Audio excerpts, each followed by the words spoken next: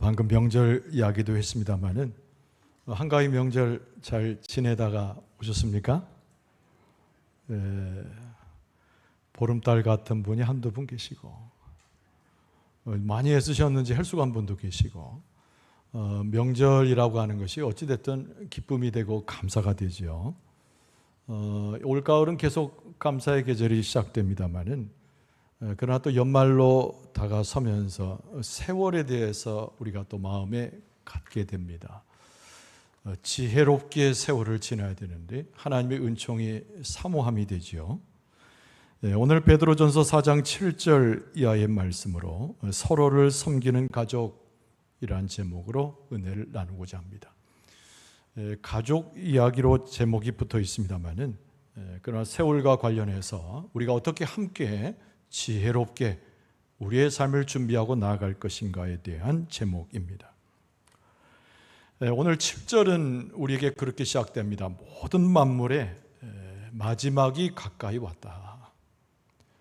마지막을 예고한 하나님의 말씀이 우리에게 굉장한 도전이 되는 그런 부분입니다. 많이 분주해질 수 있는 상황이죠. 또 우리의 삶에 필요한 것, 아직까지 하지 못했던 일들을 챙겨보기 시작하는 그런 계절이라고 할 수 있겠습니다. 어린아이들을 데리고 엄마가 놀이터에 가면은 해질녘에 아이를 데려오려고 하면서 엄마가 흔히 그런 얘기를 하죠. 애야, 우리 잠깐만 놀다가 이제 집에 가야지. 그러면 아이의 마음이 바빠집니다. 그래서 논 것 중에 재밌던 그네가 됐던 미끄럼틀이 됐던 열심히 타게 되지요. 그 어린아이와 우리의 심정이 유사함을 보게 됩니다. 세월이 지나가고 오늘 말씀에 이른 대로 만물의 마지막이 가까웠다고 하는 성경 말씀을 대하게 되면 우리의 마음이 바삐 움직이는 것을 볼 수가 있습니다. 좋아했던 것 또는 미처 하지 못했던 것들을 마음에 챙겨보기 시작한다는 것이지요. 바삐하는 중에 우리는 많은 애씀이 있을 수 있습니다. 시행착오가 있음에도 불구하고 무리하게 어떤 일을 추진하고 있는 우리의 모습도 간혹 볼 수 있게 됩니다. 성경은 우리에게 권면하지요. 그럴 때일수록 아주 자제하고 냉정하게 현실을 바라볼 것임을 성경 말씀은 권고합니다. 오늘 7절 중반절 말씀에 그러므로 너희는 정신을 차리고, 굉장히 도전적인 말씀이 여기에 기록되어져 있습니다. 정신을 차리라는 거예요. 여러분, 세파가 우리를 밀려오게 하고 우리를 넘어지게 하는 우리의 삶을 살아갈 때 하나님은 정신 차리지 못한 우리의 삶을 결코 원하지 않으십니다. 깊은 통찰력을 요청하시는데 그것이 바로 정신 차리고라는 말에 내포되는 의미입니다. 여러분, 세상이라고 하는 것을 우리는 올곧게 우리를 인도하지 못합니다. 세상은 자꾸 우리를 잡아뜨리려고 하고 우리의 삶을 올무에 거두기를 좋아합니다. 세상적 시류는 잠깐 좋아 보여도 우리를 생명의 삶으로 이끌기에는 역부족이죠. 그럼 무엇이 우리에게 생명을 주는 것입니까? 무엇이 우리를 정신 차리게 합니까? 하나님의 말씀입니다. 예수 그리스도의 진리가 우리를 정신 차리게 하고 소위 말하는 영적인 통찰력을 우리에게 제공해 줄 수 있습니다. 하나님의 말씀으로 나를 평가하고 하나님의 말씀으로 우리를 준비시키는 것, 오늘 본문의 말씀에 하나님께서 베드로 사도를 통해서 우리에게 전해주고 있는 말씀입니다. 그러면서 7절 하반절은 이렇게 표현합니다. 근신하여 기도하라, 이 말씀을 덧붙여주고 계세요. 하나님의 말씀으로 내 중심을 삼고 하나님의 말씀으로 통찰력을 가질 때에 그 위에다가 하나님 앞에 기도할 것을 요청하는 말씀인 것이죠. 기도할 때 생각이 열립니다. 기도할 때 영적인 통찰력이 제대로 우리 가운데 생겨나게 됩니다. 여러분, 기도하게 되면 예수님처럼 생각하게 됩니다. 기도하게 되면 예수님과 같이 행동하게 됩니다. 기도하면 깨닫는 것이 있는데 우리는 예수님과 더불어 하나님의 일에 임하고 있음을 깨닫게 됩니다.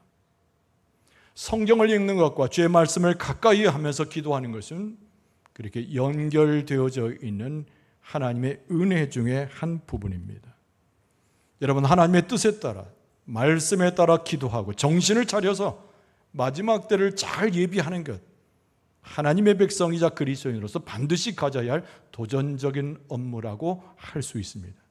근데 오늘 베드로 사도는 여기에 하나 더 하고 있지요. 그것을 혼자 끙끙대지 말고, 혼자 고민하지 말고, 성도끼리 함께 어우러지는 모습 속에서 하나님의 말씀과 기도로 마지막 때를 준비할 것을 우리에게 권고하고 있습니다. 함께 만들어 가라고 한 뜻입니다. 서로 섬기며 연결된 부분으로 공동체를 세우고 개인의 삶도 역시 믿음으로 세우라고 권고하고 있습니다. 감사의 계절이지만, 기쁜 삶이지만 우리의 모습, 심령을 다져야 되는 이 시기 가운데 오늘의 말씀은 대단한 도전을 주고 있습니다. 자, 오늘 본문의 말씀 속에 성경은 베드로 사도를 통해서 무엇을 권고하고 있는가? 여러분, 첫 번째는 서로 사랑하라, 이 말씀을 주고 있습니다. 한번 따라서 할까요? 우리 서로 그리스도의 사랑으로 함께해야 합니다. 왜 사랑 이야기를 먼저 꺼내고 있을까요?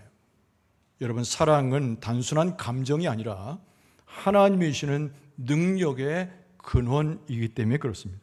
오늘 본문의 말씀 8절을 읽어드리면 무엇보다도 뜨겁게 서로 사랑할지니 사랑은 허다한 죄를 덮느니라 그랬습니다. 주님의 명령의 말씀입니다. 하나님께서 성령의 역사를 통하여 베드로의 입을 열어 우리에게 주신 명령의 말씀입니다. 사랑하되 서로 사랑하라고 말씀합니다. 사랑하되 계속 사랑하라고 말씀합니다. 우리의 삶의 첫 번째 영적인 덕목의 1번이 바로 사랑임을 우리에게 가르쳐주고 계십니다. 여러분, 우리는 어떤 사람을 상정해 볼 수 있습니다.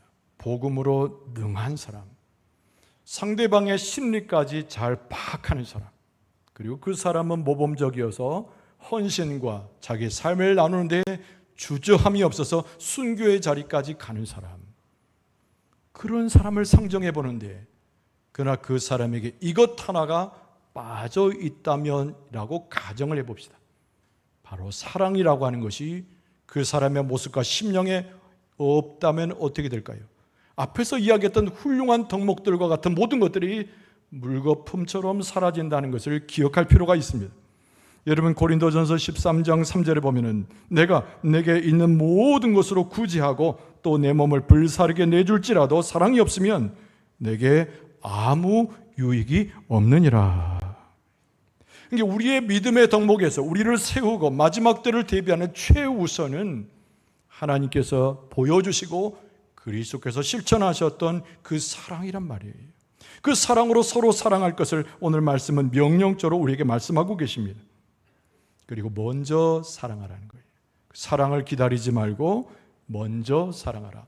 서로 사랑한다는 말이 도대체 오늘 본문의 말씀에 어떻게 비유돼서 이야기될까요? 여러분, 서로 사랑한다는 것은 마라톤과도 유사합니다. 여러분, 우리는 사랑을 한 관계에 있어서 잠깐 사랑하다가 멈출 수 없는 것이죠.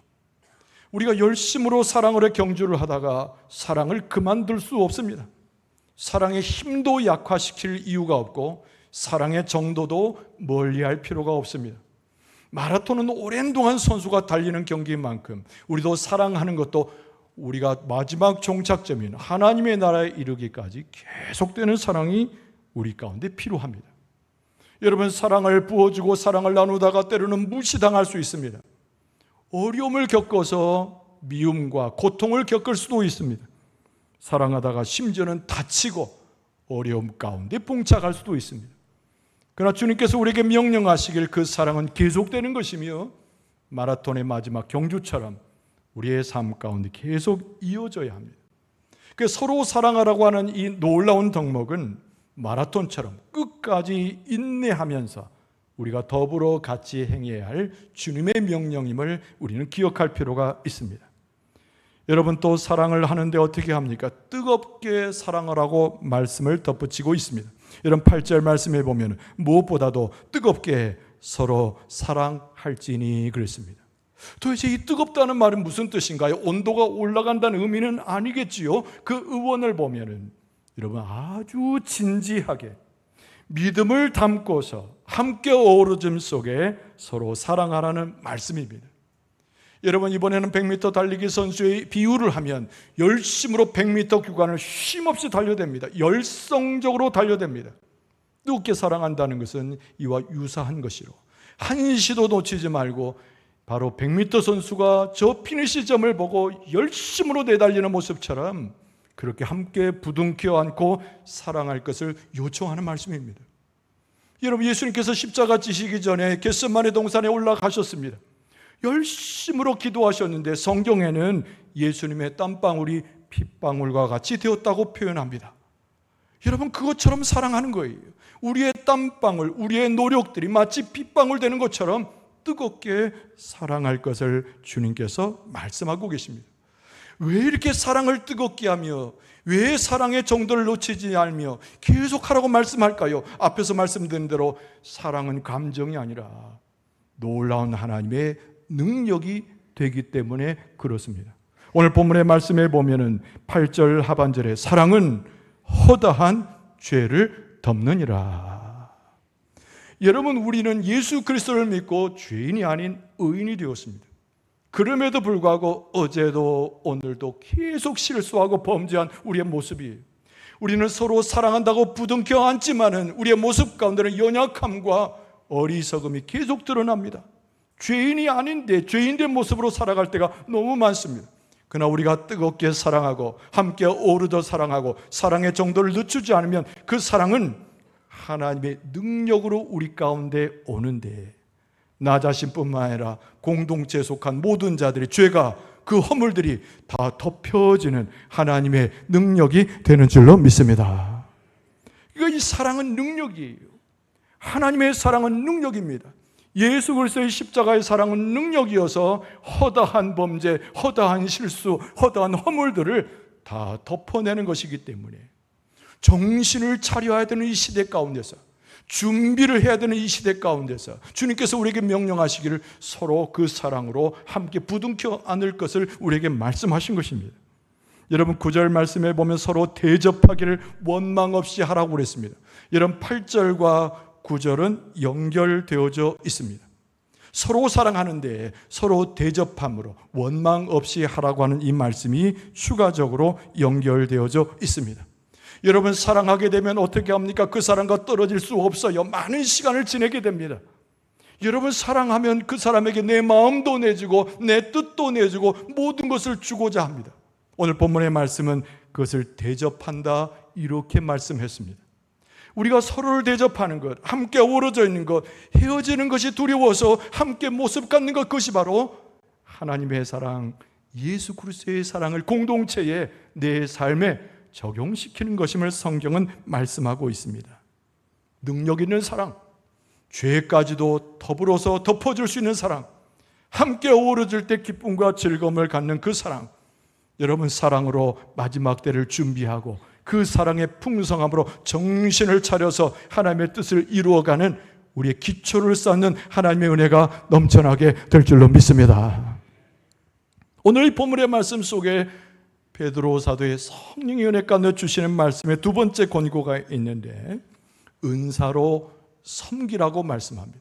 마지막 때에 정신 차리고 세워져야 할 때 은사로 섬기라는 겁니다. 한번 따라서 합시다. 성령의 은사로, 성령의 은사로 서로 섬겨야 합니다. 오늘 본문의 말씀 10절에 보면 각각 은사를 받은 대로 하나님이 여러 가지 은혜를 맡은 선한 청지기 같이 서로 봉사하라 그랬습니다. 여러분, 제가 지금 드릴 말씀이 굉장히 중요한 말씀인데요, 우리는 누구든지 한 산우도 빼놓음이 없이 하나님께로부터 선물을 받은 사람들입니다. 어린아이로부터 노년에 이르기까지 남녀 구분하지 않고 시대를 구분하지 않고 모두가 다 하나님의 선물을 받은 존재예요. 그래서 오늘 본문의 말씀 10절의 상반절에 각각 은사를 받았다라고 말씀에 증거합니다. 여러분, 모든 그리스도인은 예외 없이 하나님 안에 있고 하나님의 백성 되고 그리스도를 좇아서 내 삶을 정신 차리고 세우길 원하는 주의 백성에게는 한 사람도 남김없이 하나님의 은사를, 선물을 주셨다는 말씀입니다. 여러분, 어떤 사람이 그런 얘기를 합니다. 나는 아무것도 베풀 것이 없어요. 지식도 없습니다. 재물도 없습니다. 흔히 가지고 있는 재주도 없습니다. 여러분, 그 사람이 무엇이 없냐면 믿음이 없는 거예요. 하나님께서 다 주셨는데도 불구하고 부정하는 겁니다. 하나님께서는 주신 일이 없다고 말하는 사람이에요. 하나님께서 베풀어 주실 줄 능력이 하나님께 있지 않다고 어른중의 마음 가운데 불신하는 겁니다. 한 사람도 빠짐이 없이 남녀노소를 불문하고 시대를 초월해서 모든 그리스도인과 하나님의 백성들에게는 하나님의 은사와 선물과 하나님의 복을 내려주신 줄로 믿습니다. 그러니까 여러분, 교회 안에서 우리가 일꾼 세운다는 말을 많이 합니다. 여러분, 특별히 세우는 인물들이 일꾼들이 아니고 하나님 안에 공동체를 구성하는 모든 사람들이 하나님의 일꾼들입니다. 근데 도대체 교회에서 하나님의 일꾼들이 누구를 말하는 것입니까? 돈이 많아서 헌금 많이 하는 사람이 일꾼입니까?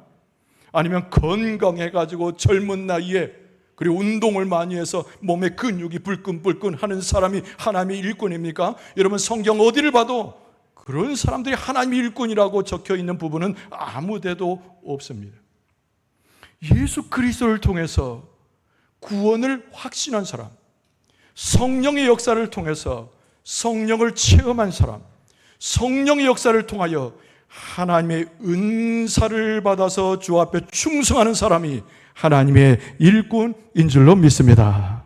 이 10절 말씀을 다시 읽어드리면 각각 은사를 받은 대로 하나님의 여러 가지 은혜를 맡은 선한 청지기 같이 서로 봉사하라, 이렇게 말씀하고 있습니다. 하나님이 주신 은사 가운데 성령의 충만함으로 주 앞에 충성할 것을 요청하는데, 마지막 때에 정신 차리고 주의 날을 대비하는 백성은 다른 것으로 채워지는 것이 아니라 하나님이 주신 은사를 가지고 성령의 역사로 주의 일꾼이 되어서 주 앞에 세워져야 함을 베드로 사도가 성령의 은혜로 말씀으로 우리에게 가르치고 있는 것입니다. 여러분, 예수님 오시기 전에 6개월 전에 누가 있었습니까? 세례 요한이라고 하는 인물이 있었습니다. 성령께서 세례 요한을 찾아가셨습니다. 그는 성령의 충만한 사람이 되어서 예수님께서 오시는 길을 잘 닦을 수 있었습니다. 여러분, 예수님의 12제자가 사도의 시대가 되었을 때 저마다 성령에 충만하여 소위 말하는 사도들이 되었습니다. 여러분, 방언을 말하기 시작하고 여러 가지 은사를 경험하면서 그리스도의 복음을 능력 있게 전했습니다. 여러분, 오늘 본문의 말씀을 기록한 베드로는 대표적인 사람으로 성령의 역사와 은사에 충만해서 그가 하나님의 말씀을 선포하니 3,000명, 6,000명의 사람들이 회개하고 주님 앞에 돌아왔습니다. 여러분, 스데반이라는 사람은 어떤 사람입니까? 초대교회 7 집사 중에 한 사람이지 않았습니까? 이 사람이 성령과 지혜로 충만해져서 7 집사 중에 한 사람이 되었는데 그리스도의 복음을 증거하다가 돌팔매질로 죽게 되었습니다. 그것은 순교요, 하나님을 바라보는 것이고 그 죽어가는 과정에 예수 그리스도의 얼굴을 보는 성령의 사람이었습니다. 여러분, 집사 중에 빌립이라고 하는 사람은 성령의 인도하심을 따라 그리스도의 복음을 능력 있게 전하다가 많은 이적을 베푼 사람이 빌립이었습니다. 이방인 되었지만 성령의 은혜로 주 앞에 돌아온 사람도 있었습니다. 여러분, 고넬료라고 하는 사람은 이방인이었는데 베드로의 설교를 듣고 성령을 받아서 교회에 충직한 일꾼이 되었습니다. 여러분, 빼놓을 수 없는 사람은 사도 바울 아닙니까? 여러분, 사도 바울은 예수 믿는 사람을 죽이고자 그날도 교회를 참멸하기 위해서 다메섹으로 올라가는 길이었습니다. 그런데 성령께서 사도 바울을 찾아오셔서 그 마음을 감동케 하고 그의 눈을 뜨게 하고 귀를 열게 하시니 예수 그리스도의 음성을 듣고 삶이 변화가 되어 회심한 다음에 성령의 역사를 통하여 선교 여행을 다니면서 그리스도의 복음을 전하는 사람이 된 줄로 믿습니다. 2000년의 기독교 역사 동안 수많은 성도들이 왔다가 하나님 나라 갔는데 얼마나 많은 사람들이 성령의 역사를 통하여 하나님께 쓰임받았는지 몰라요. 마지막 때를 예고한 하나님의 말씀을 붙들고 정신을 차릴 것을 말씀하는 주의 말씀을 붙들고 많은 사람들이 성령에 충만해서 소위 말하는 하나님의 일꾼으로 살았던 것을 우리는 기억을 합니다.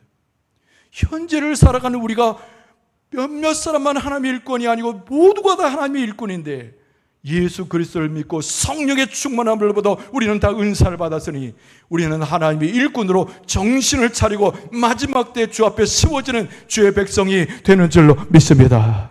여러분, 하나님의 힘을 공급받아야 우리는 주 앞에 세워질 수 있는 사람들이에요. 하나님께서 우리를 도우셔야 우리는 능력을 가질 수 있는 사람들입니다. 오늘 본문의 말씀 11절 하반절에 보면은 하나님이 공급하시는 힘으로 하는 것 같이 하라, 이렇게 말씀하고 있습니다.